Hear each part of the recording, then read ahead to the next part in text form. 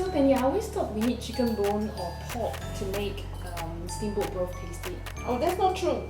Vegetables give just as much flavour and they also give you a clearer broth. What are the ingredients we need for our steamboat broth? We're going to need 5 fresh ingredients today. When you're picking a daikon, look for something that has like a bright white skin and is firm to the touch.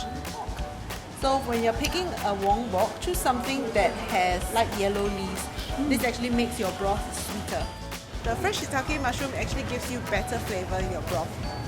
Our last ingredient is the Chinese pear. So the Chinese pear actually gives you a sweeter broth and it's good for your lungs. The daikon and the carrot, we're going to cut them into small pieces because we want a larger surface area for more flavour. And then we'll boil it for at least 60 minutes. For better flavours to develop, definitely cook it for much longer. I like that all the flavours come from just the vegetables and the fruits. It's healthier and gluten-free. That's right.